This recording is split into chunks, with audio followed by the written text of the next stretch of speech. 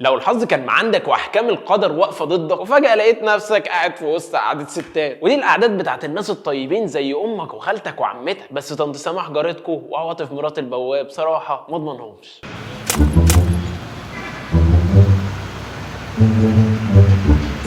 وهنا هتبدأ تسمع مصطلحات غريبة زي مثلا يا عقربة وحربوق أو حرباية، وكل دي أوصاف بتتقال على أي ست أو بنت مش قاعدة معاهم في القعدة دي لما سيرتها بتيجي. وهنا بدأت فقرة النميمة المحببة إلى قلبهم. أنا بقى مش مهتم بصراحة بالقعدة دي ولا بالكلام اللي جواها ولا حتى بطنط سماح، لكن كل ده كان مجرد فرشة للحرباية. الحرباية يا جماعة هي واحدة من أكتر الحيوانات المظلومة في مجتمع الحيوانات، وده لسببين: أولهم إن هي بتغير لونها، وتانيهم إنها لسانها طويل. والحقيقة ديت أسباب كافيه جدا ان الحربايه تبقى سمعتها وحشه ونستخدم اسمها كمصطلح للتلقيح والشتيمه في عادات النميمه النسائيه المعتاده. فكما قال العظيم احمد شيبه في رائعته: من كتر الناس اللي بمتوش وحشونا الناس اللي بوشين. وانا صغير وبعد ما سمعت عن الحربايه كان عندي ساعتها حلمين وبقوا ثلاثه: الاول بلاي ستيشن، الثاني ان اكون سوبرمان، الثالث ان انا اجيب حربايه. كان عندي طموح كبير ان انا اجري واجيب واحده واحطها على قماشه لونها احمر واشوفها وهي بتتحول لاهلاويه، واروح اجيبها مره ثانيه وامشيها على الوان قوس قزح، وامسك الحربايه ديت وافضل انقلها من لون للون واشوفها بقى وهي بتغير لون جلدها وافضل مستمتع. مش عارف بصراحه كنت هستمتع ازاي وايه الممتع في كده، بس انا كنت برضه هستمتع. لو سالت اي حد عن سبب تغيير لون جلد الحربايه فالاغلب هيقول لك انها بتعمل تمويه عشان تتخفى، عشان تعرف تصطاد وتاكل، او ممكن عشان ما تتاكلش. واحب اقول لك ان انا مش هلوم، بس ده الرد الشعبي المتوقع واللي ما فيهوش اي معرفه ولا علم ولا احترام لذات الحيوانات وامكانياتهم. انا بقول لك حربايه، طب احترمني انا على الاقل. بس انا عشان بحبك جاي دلوقتي اديك المعلومه في كبسوله عشان تبطل تبقى سطحي وتبطل تقعد في عادات الستات دي. اول ما فك جاي اضربه لك في معتقداتك دلوقتي هي ان انثى الحربايه ما بتعرفش تغير لون جلدها اصلا، الذكر فقط ما شاء الله عليه هو اللي بيعرف يعمل كده. يا رافع راسنا، واخد بالي منكم ولا هتقولوا مجتمع الحربايات ده مجتمع ذكوري متلون، وهيجوا لي دلوقتي الفيمينيزم من مجتمع الحربايات عشان يعملوا لي ثورات ويغيروا لي الافكار. لونك ثوره مش عوره. تغيير لون الجلد بالنسبه للحربايه ما هو الا عباره عن لغه تواصل ما بينهم وما بين بعضيهم. الحربايه بتقدر تعبر عن مشاعرها باستخدام الوان جسمها، بس على الاقل بتعرف تعبر عن مشاعرها. لكن انت يا غلبان ما بتعرفش، هتقول لي مين وتشكي لمين؟ هتروح لدكتور نفسي؟ الدكتور النفسي رفاهيه لا يملكها الفقراء امثالي وامثالك. اقعد في الاوضه عيط وانت ساكت. فالحربايه لما بتتلون باللون الاخضر ساعتها بتعبر انها خلاص مش سقنيصه وراضيه، او لازم تفكر ان الحربايه رايقه، الناس الحلوه سايقه. اقعد معايا عشان نمشي الحلقه. اما الحربايه بقى لو اتلونت لك باللون الاصفر فده معناها انها متوتره شويه. اما بقى لو متلونه باللون الاسود ابعد عنها، معناها ان غضبانه ومش طايقه حد يعدي من جنبها. اما بقى لو زرقاء اشارتك خضراء، معناها ان هي نايمه نوم عميق. فانت كشاب المفروض بتتفرج على الكبسوله، فالمفروض ان انت متعلم ودارس. فاول ما تشوف الحربايه من غير ما تفتح بقها لازم تعرف حاجتين: اولهم ان الحربايه دي ذكر، وتانيهم تعرف هو حاسس بايه دلوقتي. واحب اقول لك ان الحاجتين دول مش هينفعوك بحاجه لحد دلوقتي. اتقل.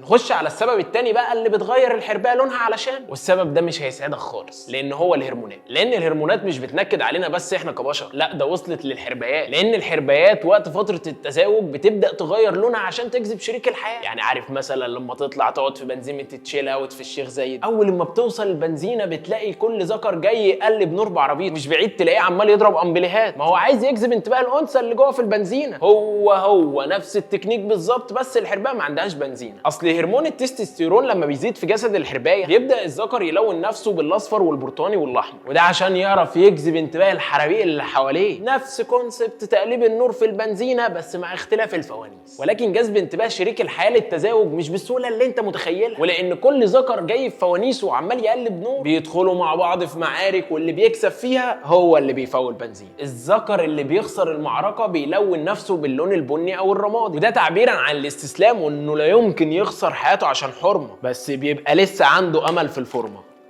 اما الذكر المحظوظ اللي بيفوز في المعركه بيبدا جسمه بيرعش بالوان كتير، وده بقى دلاله على ايه؟ دليل على الفرحه والفوز، وان اخيرا هيخش حياه ويتجوز، واخيرا هيبطل ينزل البنزين. اما السبب الثالث بقى لتغيير لون جلد الحربايه هو التعبير عن حاله الطقس والتكيف مع البيئه المحيطه، عشان الحربايه تقدر تنظم درجه حراره جسمها. يعني لو الجو برد ومحتاجه انها تمتص شويه حراره بتبدا تلون جسمها بلون غامق، او لو الجو حر ومحتاجه انها تعكس اكبر كم من الضوء بتلون نفسها بلون فاتح. طب سؤال بديهي لازم تساله لنفسك، ازاي الحربايه بتقدر تلون لون جلدها اصلا؟ طب شوكولاتايه واقول لك صبغه اللون الاصفر وصبغه اللون الاحمر وصبغه الميلانين الداكنه. انت لو تعرف انا قعدت قد ايه عشان اقول لك الميلانين الداكنه هتعمل لايك دلوقتي. زمان في الاوساط العلميه كان الراي والمعتقد السائد ان الحربايه بتقدر تعمل ميكس ما بين الثلاث الوان دول عشان تقدر تطلع اي لون هي محتاجاه. بس كلام في سرك، الراي ده ما كانش حقيقي ولا كان واقعي، لان الصبغه الصفراء والحمراء والسوداء تقدر تعمل لك الوان زي البني ودرجات البرتقاني والبيج. بس العلماء برضو اكتشفوا ان الوان زي الاحمر والاصفر والاسود ما قدروش يطلعوا لك الاخضر او الازرق او الارجواني. يبقى اكيد في حاجه غلط او حاجه ناقصه. هو الحقيقه مش حاجه واحده ناقصه، هي